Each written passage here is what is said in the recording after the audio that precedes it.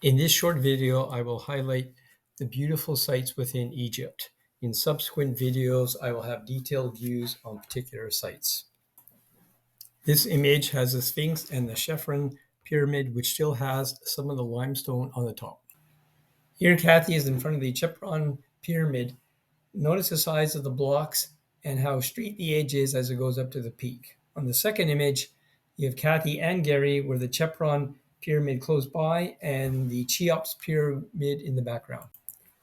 This is inside the Cheops pyramid as we descend from where the sarcophagus is.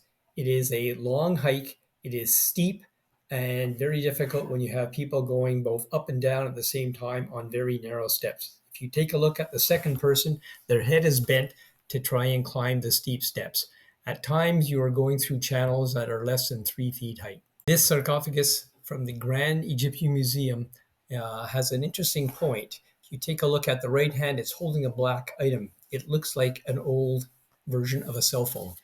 Maybe somebody came back from the future. From the Old Egyptian Museum, this image shows how the Tutankhamun tomb was found, where it had a box within a box within a box, where the sarcophagus was in a sarcophagus, and all the remaining items around it.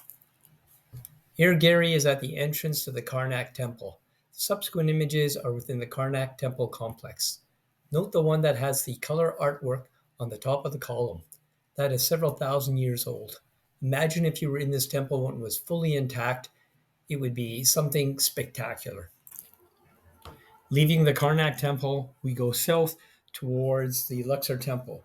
We're going on the Avenue of the Sphinxes. The Avenue of the Sphinxes is 2.7 kilometers long and has more than 1,000 sphinxes of different nature. As you can see, parts of the road are not that good, but it is walkable, and the road conditions are good on both ends near the various temples. In this image, you can read up on the person who actually found Tutankhamun's tomb and how it was found. It's actually an interesting story. Queen Hatshepsut, probably pronounced wrong, is probably one of the greatest pharaohs in Egypt. She brought a lot of prosperity and peace to the country. On to the Valley of the Kings and Queens. Following images show some of the intricate detail which is giving guidance to the dead to get into the afterlife. You'll see in blue that there's some X's. These are representing stars within the tomb. This image is rather interesting. When a new pharaoh starts off, they start building their tomb immediately, and they're continuously updating the artwork within it. When the pharaoh dies, the artwork stops. So in this one, you can actually see the sketches lined out to do the various color work later on, but it doesn't complete.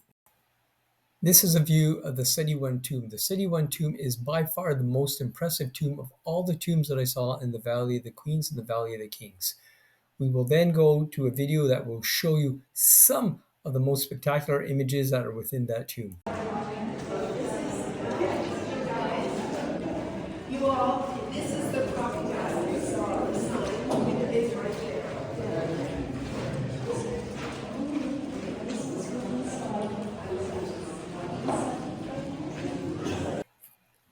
Before leaving Luxor, I'll just point out that we stayed at the Hilton Luxor, which was on the Nile. It was a beautiful hotel, had a fantastic infinity pool that looked like it was spilling into the Nile, and you could look across to the mountains, and on the left-hand side is where the Valley of the Kings and Queens are. The night image was phenomenal, and it was walkable, though a long walk, to the Temple of Karnak, and it was safe. We are now on to Aswan, and we'll first go to the unfinished obelisk. This is a location where a lot of obelisks have been cut out from to go in various places within Egypt. And then we'll go on to Abu Simbel, which is something you have to go and see. The following images are of Abu Simbel. The first one is what Abu Simbel looked like before it was moved to a higher elevation to avoid the flooding of Lake Nasser as a result of the dams at Aswan. On the second image, the aerial shot, you can really see the size of these statues, which are just huge. When you get down into more detailed views, you can actually see if you put a person next to the base of one of them, that they would barely meet the ankles if they were starting at the toes. And there's also statues inside and artwork. It is a truly amazing thing. I highly recommend that you have to go and see. Finishing our trip in Aswan, to give you an information on where we stayed at the Movenpick on Elephantine Island. It's in the middle of the Nile, which is actually makes it very quiet. It was a beautiful resort. One of the biggest pools we've been able to go into. It was nice and warm, overlooking from our room, we are looking at the Nubian tombs, which are on that hill, and a couple of the night shots. This resort also had its own fruit and vegetables, so I don't know if it supplied all of the fruit and vegetables, but it had a lot. Overall, this trip was a fantastic trip, and I highly recommend it.